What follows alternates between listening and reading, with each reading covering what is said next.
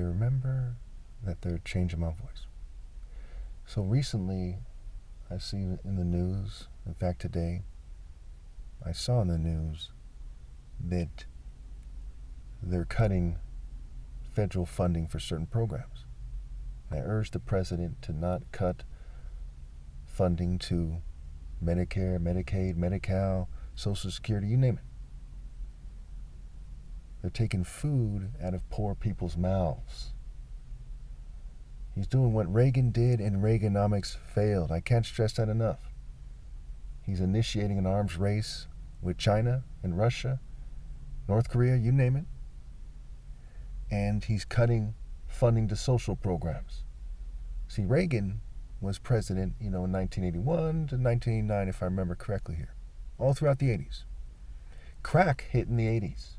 Trouble hit in the 80s. And it came out later that, the government brought the drugs and so on and so forth. But crack really, really hit in the 80s. Certainly there was something like that going on before.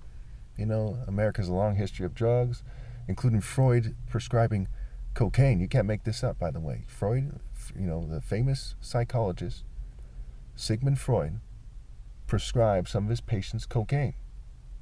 There was opium being used, what have you. Okay, so the PSYOP guys, who are following in the footsteps of those psychologists who did what psychologists might call dark psychology, black ops, psychological ops, Psyche being a deity in Greco-Roman mythology, and ops being the wife of Saturn or Cronus, who is often equated to Satan. Saturn, R, Satan, a play on words for R, Satan. And set going into the earth. This is a story for another day, who all these people are. But to make a long story short, Mars, who's the deity of war, is said to have raped Rhea Sevilla, which is a form of Rhea, whose counterpart is Ops. So Psyche, where we get the word psychology, is a deity who's put in a trance, and she's taken advantage of sexually. She's put to work. She's like Cinderella, who's also being sexually exploited by a bunch of demons or something. And Ops, again, is the mother of Zeus, who's like King Rape in all of mythology. Who rapes more than Zeus in any mythology anywhere? Rape. He's the main rape deity on the planet. And he's the core deity of Western culture. Now, just because somebody is your core deity doesn't mean you have to follow him. When you were given the Bible, they said, hey, you don't have to follow Zeus. Okay, and the churches seem to have just discarded the logic which would have allowed them to not follow Zeus. And they embraced Eurocentrism, ethnocentrism, tribalism, white supremacy, cultural imperialism, social Darwinism, you name it. All the isms that have to do with white power and social engineering and so on and so forth. Jews did the same thing. They encouraged other races to respond to their racism once they had the advantage with technology with their own racism. Something they wouldn't have dreamed of doing in 3000 BC, for example. They waited till they have lots of guns and then say, okay, everyone be proud of your race and so on and so forth. Very sick, and proud to the point where you're racist. So anyway, they cut funding, and some people are going to be very hungry and very angry. We have our own Gaza situation going on here to some degree. Does that mean we should ignore Gaza? No. Should we ignore Sudan? No. Should we ignore Rwanda and Congo? No. Yemen? No. Should we ignore poor people in China or India? No. And what kind of dumbass would suggest such an absurdity? Can you imagine having to explain to conservative economists and some left-wing economists who've lost their mind or something, who are playing stupid,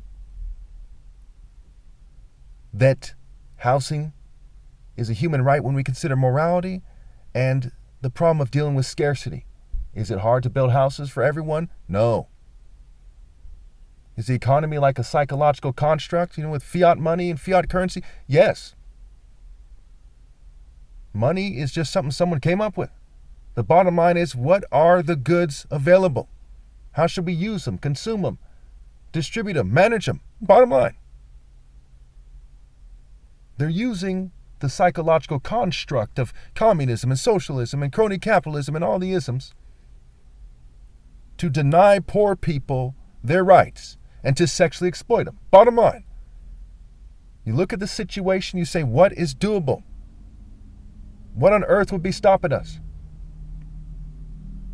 They're talking about $500 billion in tax cuts to the rich when back in 2021, I presented a plan to end homelessness which would just cost $60 billion. They rejected. They said $60 billion a year to end homelessness in America is too much. And no matter how you slice it, within 3 years, we'd have a surplus of housing. And homelessness would be ended, and we'd be moving into building affordable housing after we ended homelessness, no matter how you slice it. They said that's too much. But $500 billion in tax cuts to the rich magically isn't too much? Unbelievable.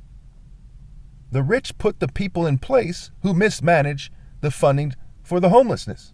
Anytime they wanted, they could have regulated it better. They could put the FBI on it, what have you. That's why they call it selective law enforcement. There is no excuse whatsoever. It is so painful to see this play out that I would rather die, literally, my flesh die,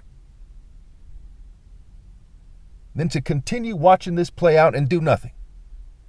And there's people who work for the government who are pressing me and saying that you shouldn't be trying to stop them. They say things like, just admit that, quote unquote, there's nothing you can do. Bullshit. If I set myself on fucking fire, that would be doing something. If I jumped off a fucking building and said, because you pieces of shit are massacring the poor and it's unbearable, it would be doing something. Now, to consider law enforcement their job, I'll say right now, I'm not feeling suicidal. I'm not feeling like harming myself or anyone else. I'm making a point here. You people don't seem to understand the situation.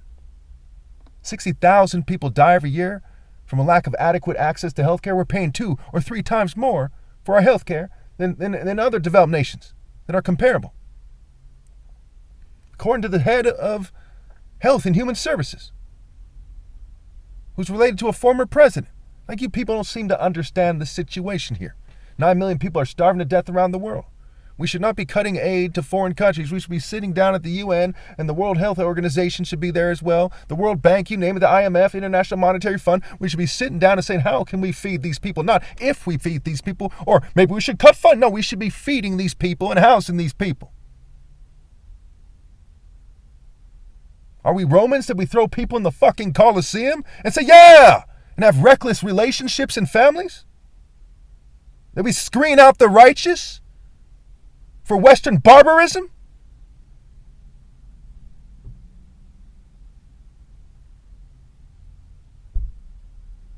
Let me just end it there. I'm in public here, and even though my windows are up, I don't want to make too much of a disturbance here. But to make a long story short,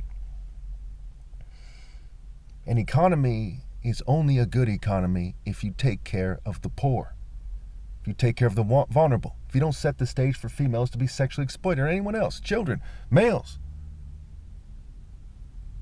If the economy isn't a moral economy, it creates bad mental health, because immoral mental health is bad mental health. If you're not in a moral mentality, in reality, you have bad mental health. For example, if you were eating children all day, every day, and you pretended it was moral, and you felt on top of the world, and you clicked your heels like Peter fucking Pan, would you have good mental health? No, that's called being a batshit crazy monster who's in a sick fucking state of mind where he thinks shit's sweet. The only good mental health comes as a result of being good. Being in your right state of mind for doing the right thing. In reality, that's the only sane measure to be used. There are moral absolutes. And it is absolutely wrong to cut social programs to the poor. To tweak them, to make them better, yeah. But to cut them with no, alternative, with nothing else, that's sick.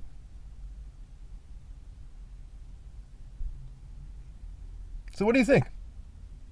Should I just sit here and watch my fellow countrymen be massacred like they massacre people around the world? Or should I keep doing what I'm doing, pushing forward real hard, no matter what future I face? Should I pick up my moral code and go forward like a man?